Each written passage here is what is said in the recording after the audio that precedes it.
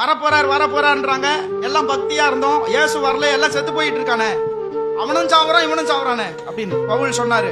கிறிஸ்துவுக்குள் மரித்தவர்கள் முதலாவது எழுந்திருப்பார்கள். இயேசு வருவார். வரும்பொழுது இப்ப வரப்போறார்னு சொல்லிட்டு செத்து போனவன் ஏமாளி கிடையாது.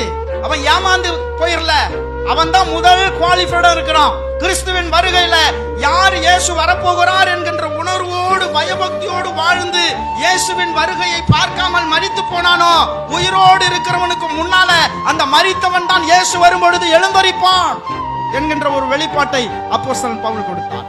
அல்லேலூயா. அன்பு தேவ பிள்ளையே, இன்றைக்கு வேணுமானால் நீங்கள் இப்படிப்பட்ட சட்டத்தை கேட்கும் பொழுது அதை அலட்சியமா எடுத்துக்கொண்டிருக்கலாம். இயேசு வரப்போறார்னா எப்பவோ வருவார், நமக்கு என்ன, நம்ம காலம் சென்ற பிறகு வரட்டும், நம்ம பாட்டு நல்லா ஜாலியா என்ஜாய் பண்ணிட்டு செத்து போவோம், அவர் எப்ப வந்தா நமக்கு என்ன. அல்லேலூயா. நான் சொல்றேன், மரித்தவர்களுக்கும் சேர்த்துதான் இயேசு வரப்போகிறார். அல்லேலூயா. மரிக்க போவர்களுக்கும் போகிறவர்களுக்கும் தான் இயேசு வரப்போகிறார். மரித்தவர்கள், வாழ்கிறவர்கள், மரிக்க போகிறவர்கள் எல்லோருக்கும் சேர்த்துதான் ஒரே சுவிசேஷம். இயேசு வரப்போகிறார். அல்லேலூயா.